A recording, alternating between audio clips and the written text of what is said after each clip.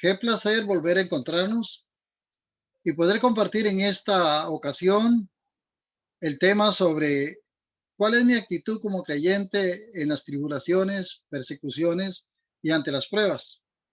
¿Cuál es mi actitud? Vamos a disertar un poquito y vamos a tratar de entender cuál es la idea del Espíritu Santo al inspirar al apóstol Pedro para escribir su primera carta a la Iglesia Universal de Jesucristo. Y vamos a estar revisando el capítulo 4, que es la base doctrinal de esta charla.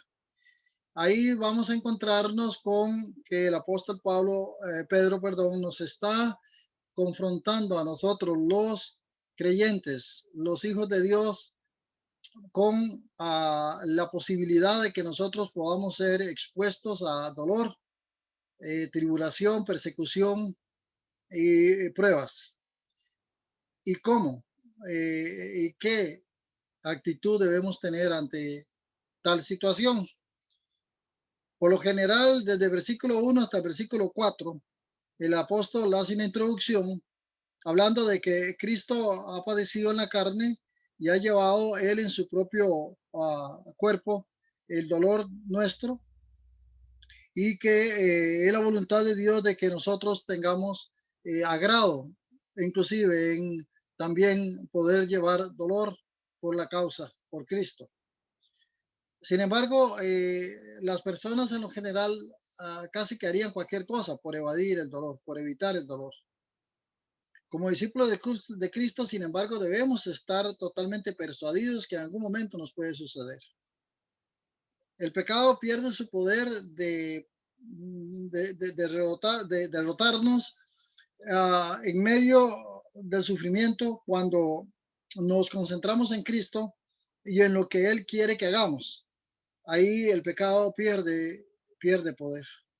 Cuando nos concentramos en Cristo y entendemos por qué estamos padeciendo X o Y situación dolorosa. Cuando nuestro cuerpo sufre dolor, nuestra vida está en peligro. Se muestran con claridad nuestros verdaderos valores morales, y los placeres pecaminosos parecen menos atractivos, menos importantes. Cuando la persona está en persecución o está en tribulación, en prueba, y está sufriendo dolor, pierde sentido el pecado. No es el momento de pecar porque hay algo superior a ello que nos hace reflexionar y nos confronta con nuestros verdaderos valores. Si alguien sufre por hacer lo bueno, dice el apóstol, y a pesar de eso, permanece fiel en obediencia, ha hecho una clara ruptura con el pecado. Es una muestra de madurez espiritual.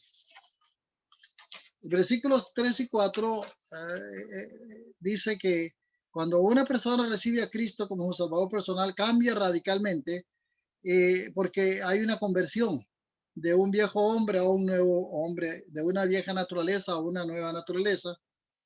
Y entonces empieza a sufrir el menosprecio de las otras personas, inclusive aquellos con los cuales compartíamos antes de ser creyentes. Puede ser rechazado no solo porque se niega a participar en las actividades que antes participaba y de las cuales inclusive se gozaba, sino que ahora sus prioridades han cambiado y entonces van en dirección opuesta. Eso es una actitud que automáticamente evidencia, denuncia y pone en perspectiva la actuación incorrecta de las demás personas que nos conocían antes, que nos conocen ahora también, pero me refiero antes en la forma en que vivíamos antes.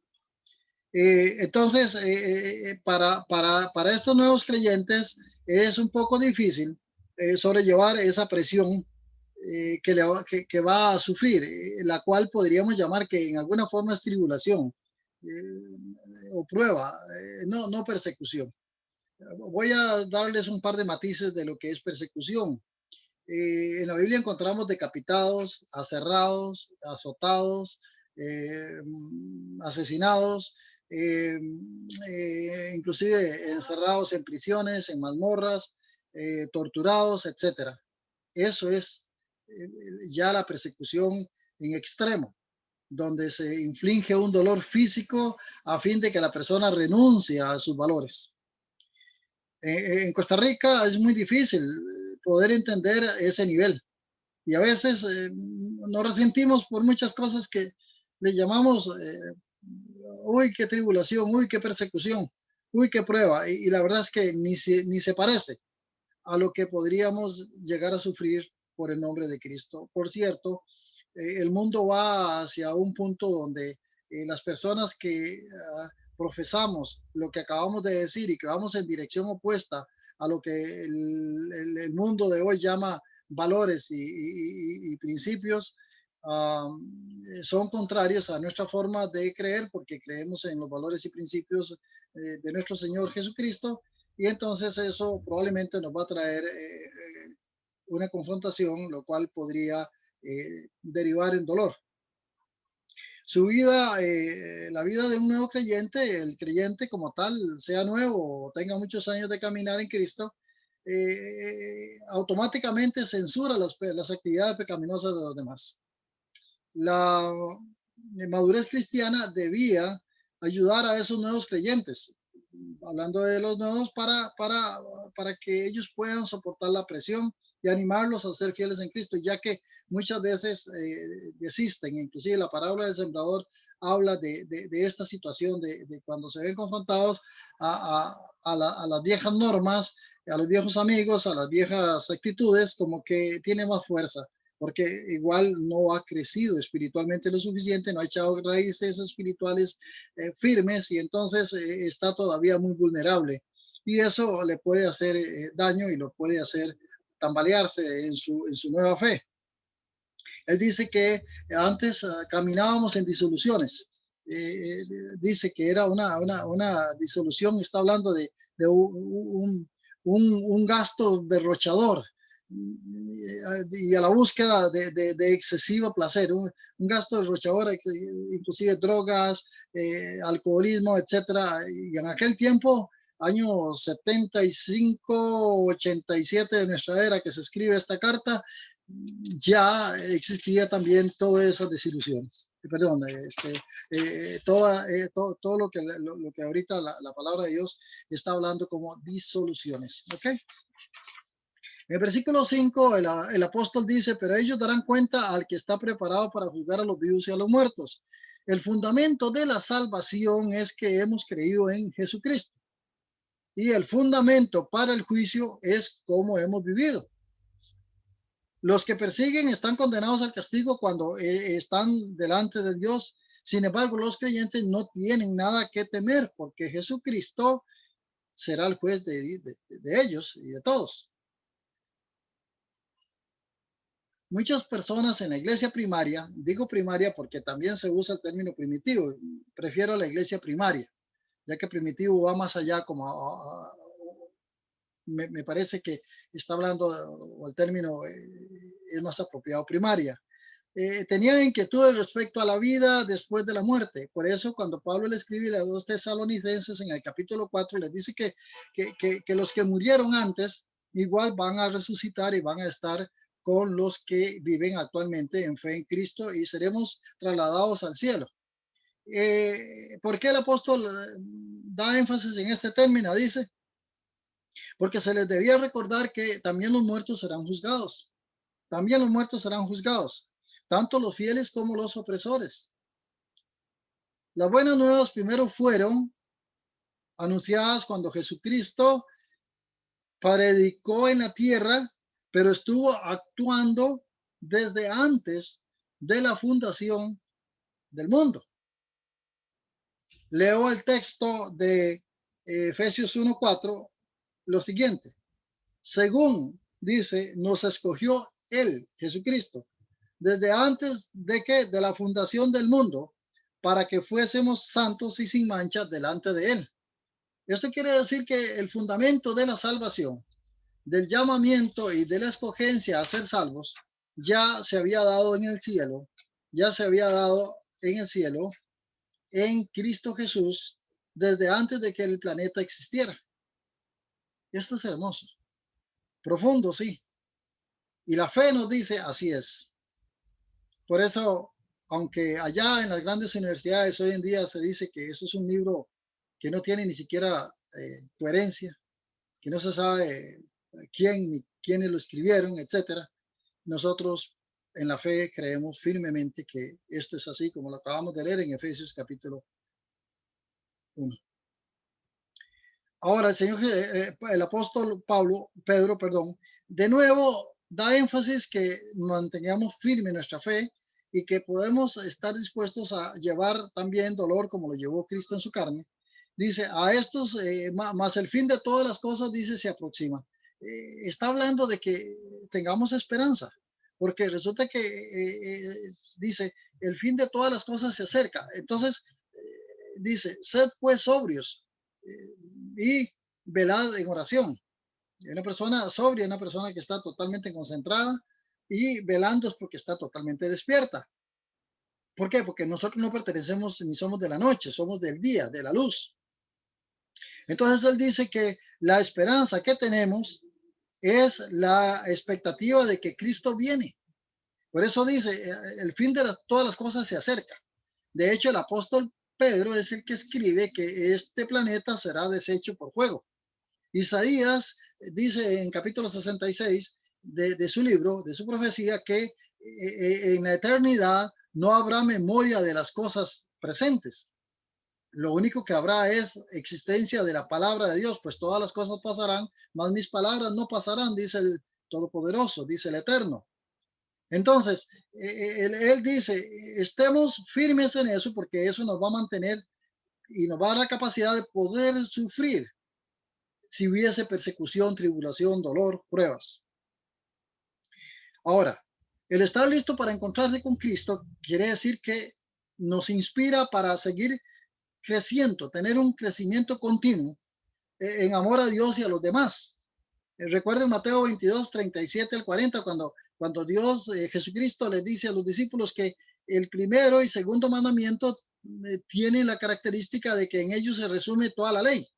¿Por qué? Porque es el principio básico de la existencia real de la iglesia de Cristo en la tierra, que es el servicio a Cristo a través de las personas.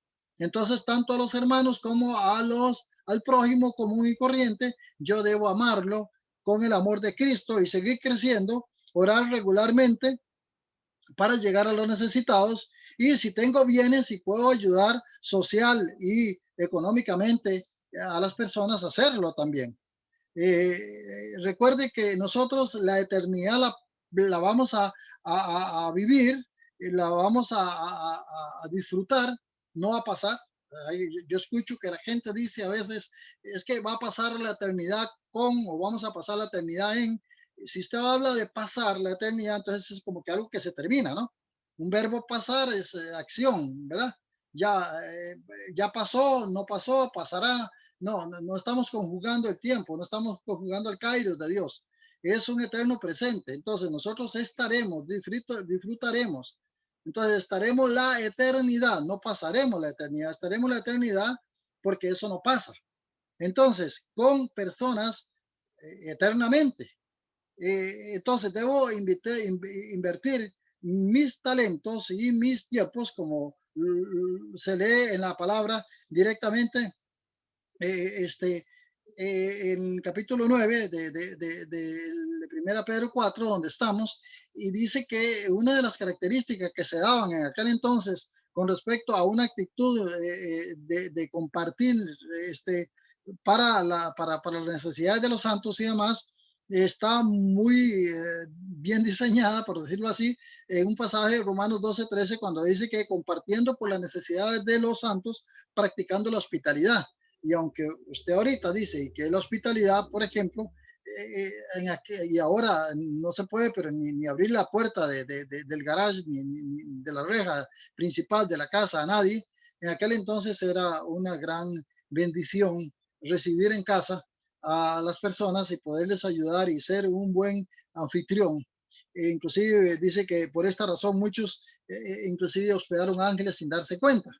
Ahora bien, ¿qué tiene que ver eso con lo que estamos hablando? Bueno, el apóstol Pedro está pegando, por decirlo de alguna forma, haciendo el enlace de que si yo como creyente tengo dones que Dios me ha dado, debo ponerlos a servicio de mis hermanos en la fe, aunque eso pudiera en alguna forma ponerme en riesgo de dolor, de persecución o de tribulación.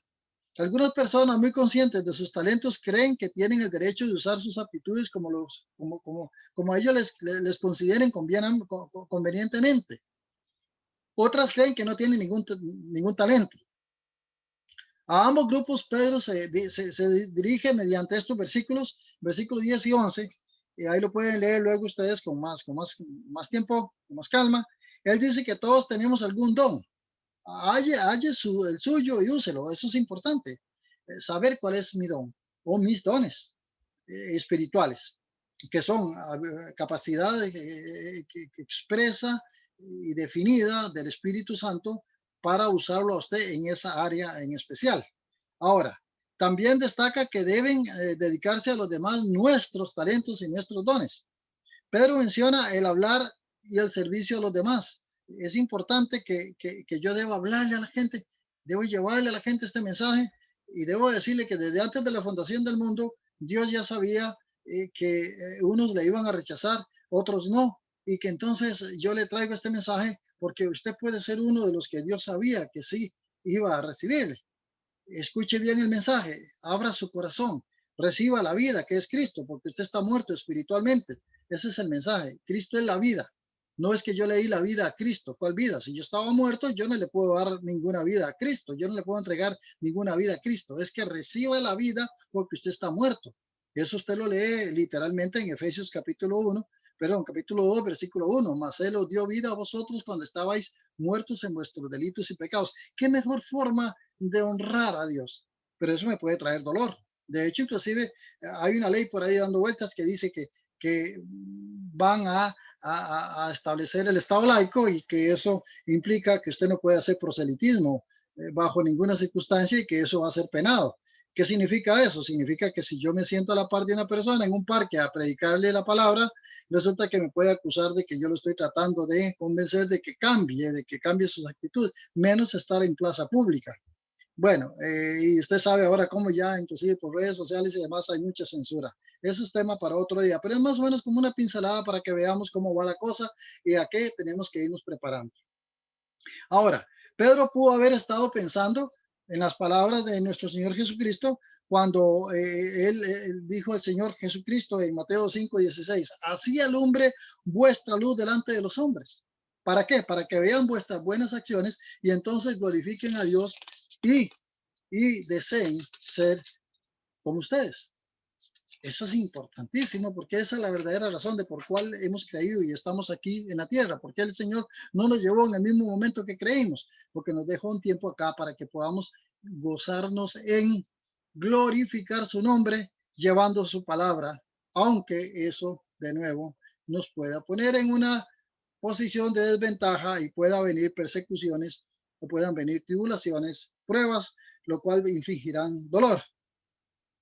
Entonces, en Mateo 5:11, una vez más, el apóstol Pedro recuerda, bienaventurados sois cuando por mí os vituperen, por mi causa os vituperen y os persigan y digan toda clase de mal contra vosotros mintiendo.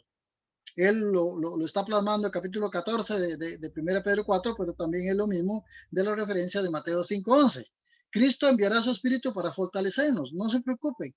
Él siempre está con nosotros, nunca nos va a dejar, no camina ni al lado, ni atrás, ni arriba, ni abajo, ni adelante, ni atrás. Él está en mí, ha hecho habitación en mí, nunca me va a dejar, ni en el dolor, ni en la tristeza, ni en la persecución, ni en el hambre, ni en la angustia. Él siempre estará conmigo y lo mejor que me puede pasar es que abandone este cuerpo, entonces estoy con Él eternamente ya. Así es que entonces, si nos quitan la vida, como dijo el apóstol Pablo, para mí morir sería ganancia o es ganancia. Algunas veces alguna persona puede murmurar y decir, es que a mí me persiguen precisamente porque soy cristiano. Ojo, cuando es obvio para todos los que le conocen que la conducta impropia de la persona es la causa de su problema.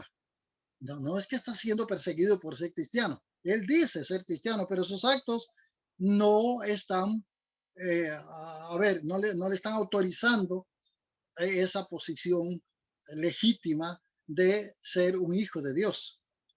Debo determinar la verdadera causa en mi sufrimiento. Eso es muy importante. Si realmente es cristiano y es que está con una situación que está deshonrando su posición cristiana y por ende el nombre de Cristo, debe inmediatamente corregir. Pero para ello debe investigar qué es lo que realmente está haciendo y dónde es que tiene que corregir.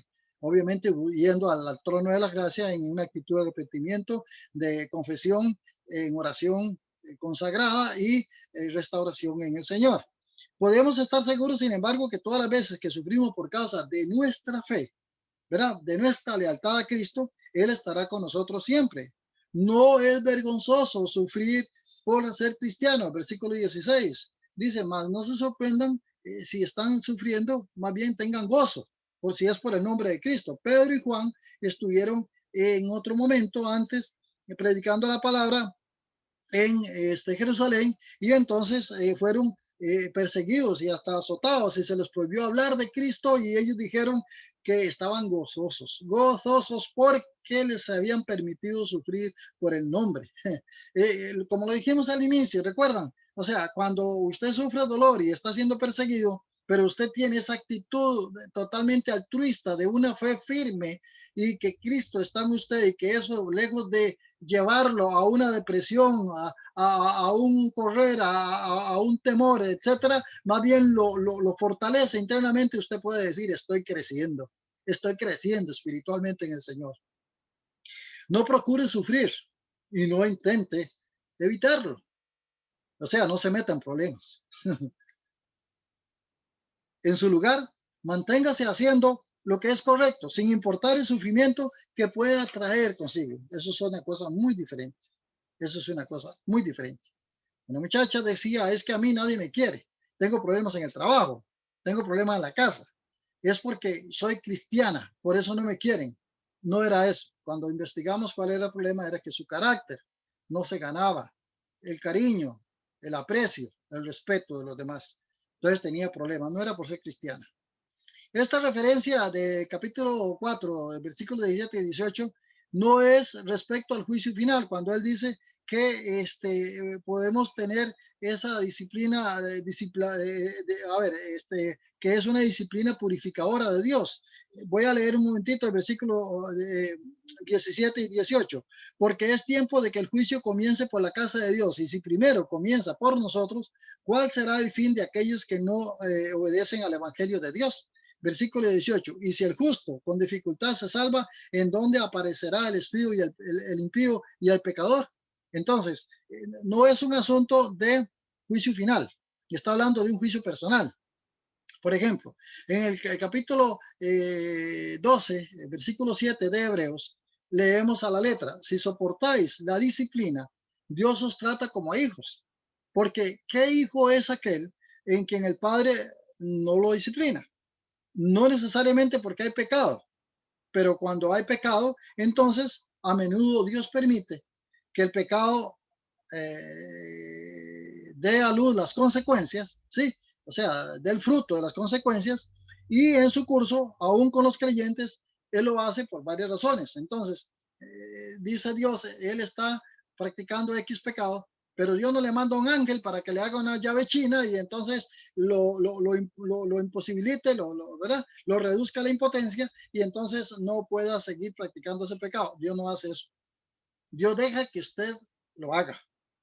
¿Y qué? ¿Dios se complace en el pecado? No. Pero como Él es un Dios sabio y es maestro de maestros y conoce nuestros corazones, sabe que eso le va a ayudar. Por ejemplo, veamos 4 aspectos de por qué el pecado Dios lo permite, no es que lo provoca, no es que él lo usa, no es que él lo incita, sino que usted, cabezona, a ver, en su viejo hombre, usted se está dejando dominar por la carne y entonces hay un pecado, entonces Dios le dice, eso le va a infligir dolor, pero va a ser necesario por 4 razones que voy a comentar rápidamente ahorita. Una, para mostrarnos nuestra potencialidad para pecar, o sea, que todavía como hijo de Dios, después de 40 años, yo tengo una potencia, 40 años de ser creyente, tengo un potencial impresionante para pecar en cualquier área. ¿Qué más una persona que tenga una semana o que tenga 15 días? Ahora, hay personas que tienen un año de ser creyentes y son mucho más maduros que otros que tenemos 40 años. Pero igual, la carne, el viejo hombre está ahí. Por eso el apóstol Pablo decía, miserable de mí, ¿quién me librará de este cuerpo de pecado, este cuerpo de muerte? Encontrando en este conflicto, él decía, porque quiero hacer lo bueno. El espíritu quiere siempre y está dispuesto a hacer lo bueno, pero en la carne, en el viejo Pablo, en el viejo Guillermo, hay un deseo por lo malo, porque hay tres leyes que me llevan a eso. La ley de los miembros, la ley de los miembros, la ley del pecado y la ley escrita. Y entonces eso no está muerto, eso está ahí activo, eso está vivo. Hasta que yo no salga de este cuerpo, no voy a tener la redención perfecta terminada en su tercera fase, que es la transformación del cuerpo. Eso es tema para otro día, pero mientras esté aquí en la tierra, en este cuerpo, voy a estar propenso a ello. Entonces, hay una potencialidad en mí por pecar. Segundo, para animarnos a alejarnos del pecado y depender cada vez más de él. Cada vez que yo siento ese impulso, cada vez que yo voy y me siento atraído hacia eso, entonces voy a él agarrando, no, apelo a él, no, dependo de él, que está en mí, que es mucho mayor. Entonces yo aprendo eso. Por ejemplo, recuerdo bien cuando esta persona dijo, cuando la tentación viene a mí, cuando el pecado viene o Satanás viene con sus dulces y toca la puerta, entonces yo sé que es él y sé que es una tentación, entonces le digo a Jesucristo, ve tú a abrir la puerta, por favor. Y Cristo abre la puerta y adivine qué pasa. Sí, eso, él huye. Tres, para prepararnos a fin de enfrentarnos a otra tentación aún más fuerte. ¿Ves qué hermoso? Entonces viene ese deseo, pero ¿qué pasa? Yo sucumbí, yo caí, estoy llevando ese problema, sí, y va a haber un fruto doloroso. Por eso dice, si el juicio empieza por la casa, y si usted es casa, si usted es de la familia de Dios, pues va a venir eso. No se lo va a poder evitar. Usted no va a poder evitar ese confrontamiento de su carne con su espíritu, del mundo de las tinieblas con su espíritu, del sistema del mundo, los deseos de la vida, de la vanagloria, con su espíritu. Usted tiene que aprender a madurar y confrontar eso, porque si no es así, probablemente va a sufrir mucho dolor. Para ayudarnos, cuatro, para ayudarnos a permanecer fieles y seguir dependiendo de Él. Eso es hermoso. Entonces yo me doy cuenta de que tengo, no yo un poder, sino hay un poder en mí al cual yo puedo echar mano y que el Espíritu Santo va a reaccionar inmediatamente, que es Cristo en espíritu en mí, y yo voy a poder glorificarlo y voy a poder depender de esa fuente de vida, de gozo, de paz, de benignidad, de bondad, de fe, de mansedumbre y de dominio propio, etcétera, etcétera. Si los creyentes necesitan disciplina terrenal a juicio de Dios, ¿cuánto más recibirán los no creyentes? Si los creyentes con dificultad se salvan, gracias a la misericordia de Dios no sucumbimos, ¿qué oportunidad tienen los que rechazan a Cristo? ¿Qué oportunidad tienen? ¿Qué fuerza tienen en ellos? ¿Cómo pueden hacer para defenderse de los embates? Con razón, vemos una generación que va perdida, totalmente imbuida en una oscuridad tenebrosa que cada vez los lleva más hacia un hueco de eterna condenación. Ahora, ¿habrá algún hijo de Dios que le pida a Dios en oración ferviente, suplicante, así, y le va a decir a Dios, Señor, yo quiero sufrir el escarnio de mis enemigos? Yo quiero ser maltratado físicamente hasta ser flagelado y que se me vean los huesos. Yo quiero ser desamparado y quedar solo, que los que decían ser mis amigos o que más me abandonen y quedar expuesto solo ante el reino de las tinieblas para que ellos me ataquen. Señor, te pido que sea acusado injustamente y condenado a muerte. Señor, yo te pido ser flagelado hasta la muerte. Señor, padecer atrozmente el dolor físico y en el alma. Yo te pido eso, Señor. y te pido, Señor, que yo pueda, si fuera posible, pagar por los delincuentes, pagar con mi vida, inclusive por los delincuentes. Yo no he escuchado a ningún cristiano orando así. Yo no lo haría jamás. Primero, porque ¿qué sentido tiene eso? Yo no tengo nada que ofrecer para el bien y la salvación de otras personas. Pero déjeme decirle algo. Segunda de Corintios 5:21 leo, al que no conoció pecado, por nosotros lo hizo pecado, para que nosotros fuésemos hechos justicia de Dios en él. Ustedes saben que estamos hablando entonces de alguien que allá, en la eternidad pasada, ¿no? La eternidad pasada, en el plan antes de la fundación del mundo, había un Padre Celestial que dijo, yo necesito que alguien redima a la humanidad. Y levantó la mano el Hijo de Dios y dijo, yo iré por ellos. Yo iré por ellos. Y él pidió al Padre esa lista que acabamos de hacer y más. ¿Qué le parece? Él sí conoce el dolor, conoce la soledad, la persecución.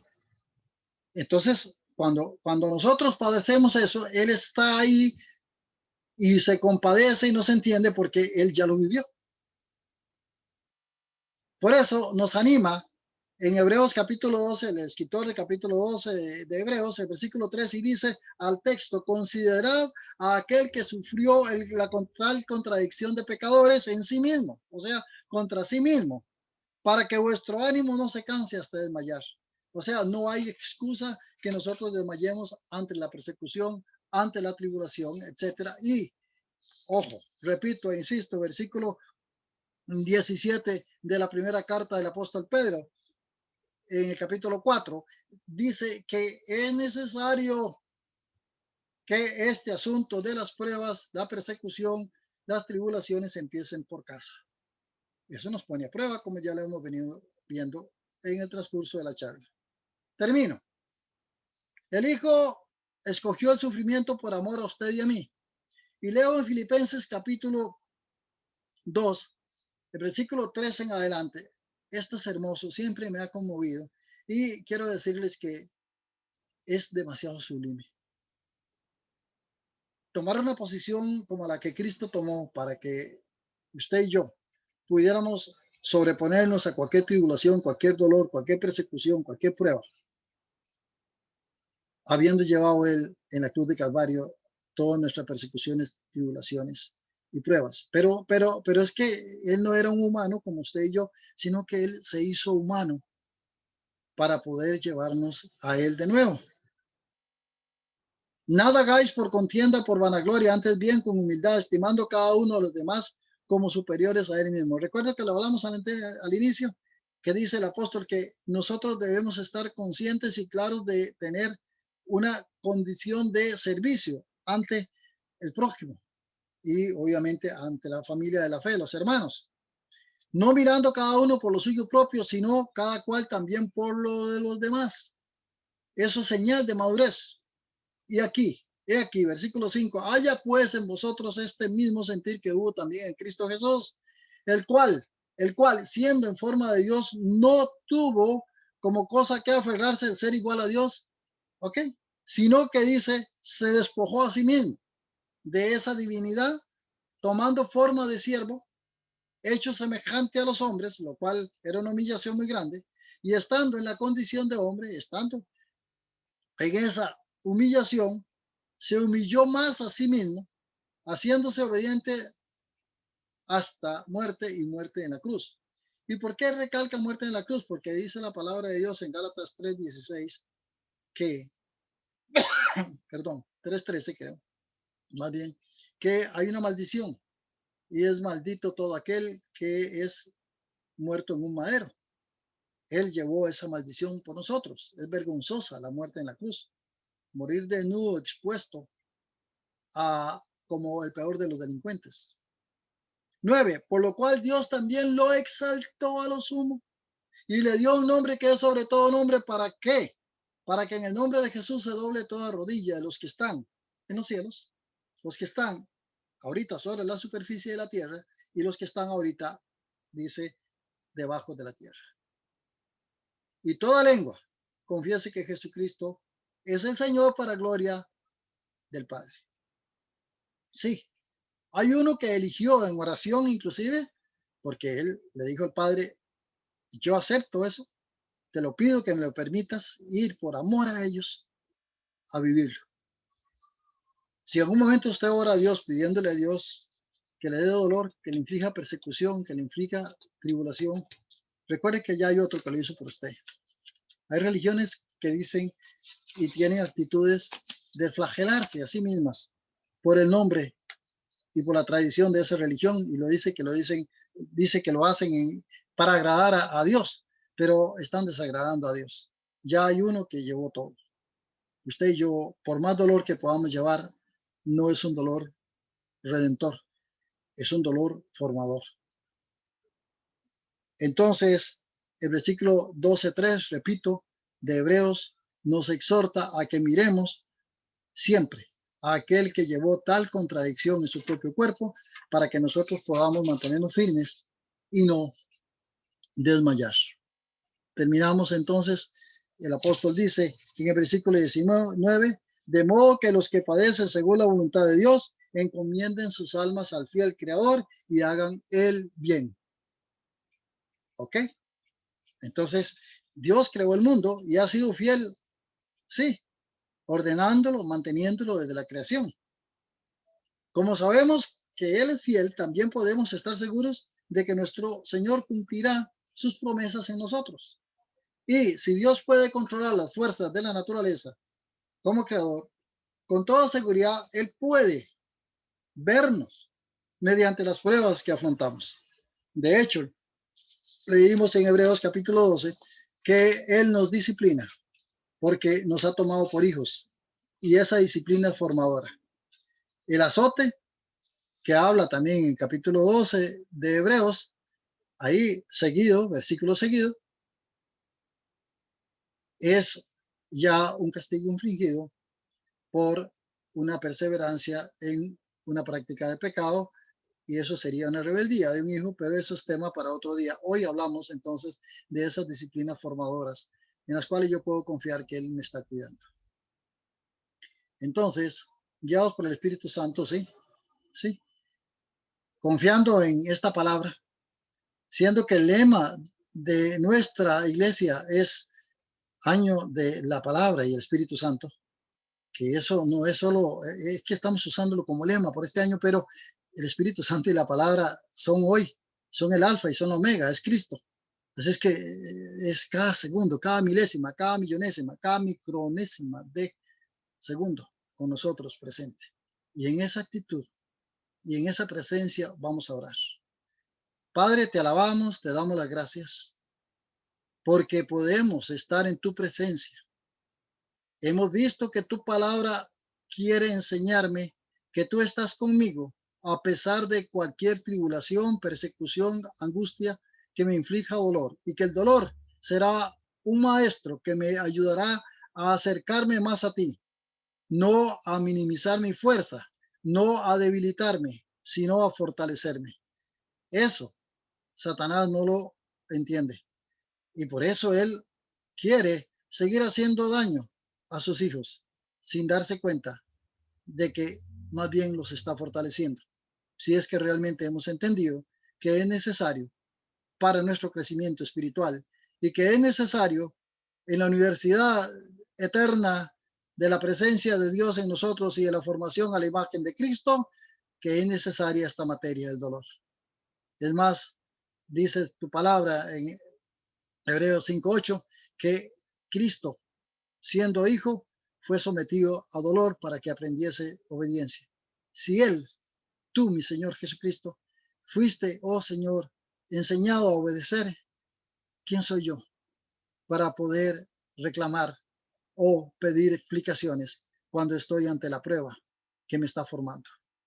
Hoy he entendido que tú me amas con amor eterno, que has pagado en la cruz de Calvario y has llevado en la cruz de Calvario toda persecución, todo dolor, toda angustia. Y esto, haciendo un paréntesis en esta oración, Padre Eterno, guíame para invitar a cualquier persona que ahorita está escuchando este mensaje, déjeme decirle que tú también puedes participar de la presencia de la nueva naturaleza y de esa eternidad con Cristo. Si hoy abres tu corazón y le dices, Señor Jesucristo, yo reconozco que tú no estás presente en mí, que he vivido muerto espiritualmente porque he vivido divorciado de ti, separado de ti, y eso es muerte, separación. Pero hoy quiero la vida que eres tú, esa vida, la vida eterna que eres tú. Quiero que vengas y mores y me des esa nueva vida y que hagas el milagro del nuevo nacimiento en mí, porque la salvación es ese nuevo nacimiento. Si no entiendes bien lo que tú le estás diciendo a Cristo porque estás repitiendo mi oración, eso no es tan relevante como si es sincera tu oración. Por lo tanto, le invito para que si la repetiste conmigo bien y si ahora solito, de nuevo, solita, de nuevo, entendiendo que es solo invitar a Cristo, solo invitar a recibir la vida que es Cristo, y entonces la hagas. La hagas porque está en juego tu eternidad, eterno presente en un lugar sin Dios eternamente, o tu eternidad en un eterno presente con Dios eternamente. Ahora, damos gracias al Padre Celestial por este momento. Damos gracias a Dios por aquel que haya orado. Y si por alguna razón usted oró y cuando ore, cuando vea el link acá del mensaje, tú podrías perfectamente buscar contactarnos porque queremos ayudarte, queremos bendecirte, queremos que crezcas espiritualmente. Te amamos en Cristo Jesús y a ti, amada Iglesia Senti, y a toda la Iglesia de Cristo, la bendición del Padre, del Hijo, del Espíritu Santo sean ustedes.